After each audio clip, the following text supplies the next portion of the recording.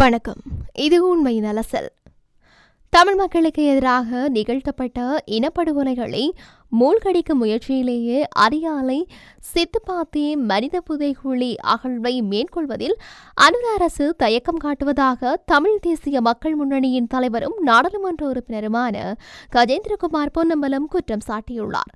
இதுகுறித்து அவர் மேலும் தெரிவிக்கையில், இலங்கை இராணுவத்தினரால் சித்திரவதை செய்யப்பட்டு படுகொலை செய்யப்பட்ட சுமார் 600க்கும் மேற்பட்ட தமிழ் மக்கள் யாழ் செம்மணியில் புதைக்கப்பட்டமை ஆதாரபூர்வமாக உறுதிப்படுத்தப்பட்டது. செம்மணி மனித புதைகுழி அகழ்வு இடம்பெற்ற காலப்பகுதியில் குறித்த பகுதி மறைக்கப்பட்டு இரவிரவாக கனரக வாகனங்கள் மூலம் அகழ்வு மேற்கொள்ளப்பட்ட நிலையில அதனை மூடி மறைக்கிறதுக்கும் ஆதாரங்களை அளிக்கிறதுக்கும் பல்வேறு முயற்சிகள் அப்போதைய அரசாங்கங்களால மேற்கொள்ளப்பட்டு வந்தது.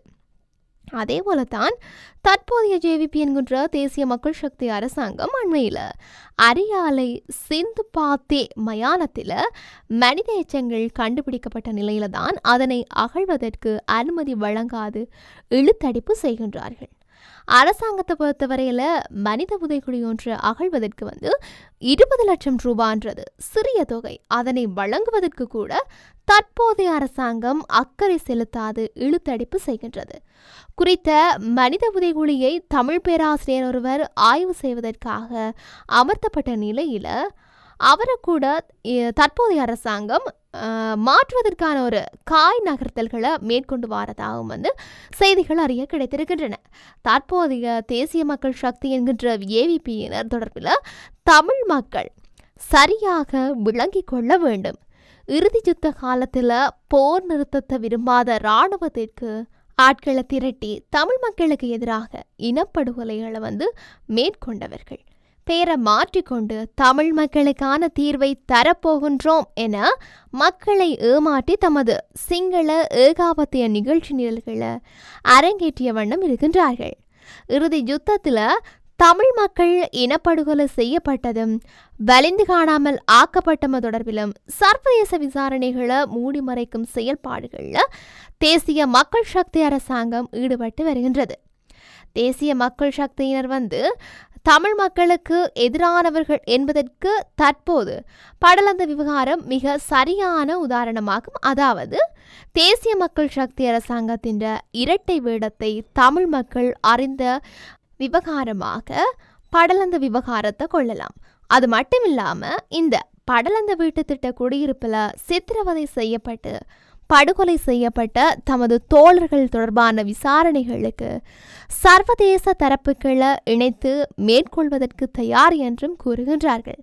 அது மட்டுமில்லாமல் இதில் இருந்து என்ன விளங்குகின்றது? அதாவது இலங்கையில் தமிழ் மக்களுக்கு எதிராக நிகழ்த்தப்பட்ட போர்க்குற்றங்கள், அது மட்டுமில்லாமல் மனித குலத்துக்கு எதிரான இனப்படுகொலைகளை சர்வதேச நீதியில் விசாரிக்கிறதற்கு மறுத்து உள்ளூர் விசாரணை மூலம் தீர்வு என கூறியிருக்கின்றார்கள். அதோட ஆனால் படலந்தவில் படுகொலை செய்யப்பட்ட தமது ஜேவிபி தோழர்களுக்கு சர்வதேச தரப்புகளை அழைத்து விசாரணைகளுக்கு தயார் என்று கூறும் தேசிய மக்கள் சக்தியினர் தமிழ் மக்களுக்கு எதிராக நிகழ்த்தப்பட்டு படுகொலைகளுக்கும் போர்க்குற்றங்களுக்கும் ஏன் சர்வதேச விசாரணைகளுக்கு மறுக்கின்றார்கள்? அதோட தமிழ் தேசிய நோக்கத்திற்காக படலந்த விவகாரத்தை கையில் எடுத்துள்ள தேசிய மக்கள் சக்தியினர் சித்துப்பாத்தி மனித புதைகுழியை தோண்டுவதற்கு கூட சிறிய படத்தொகையை வழங்க பின்னிற்கும் இவர்கள் புதைகுழி விவகாரத்தை சர்வதேசத்திற்கு கொண்டு செல்ல தயாராக இருக்கின்றார்களா?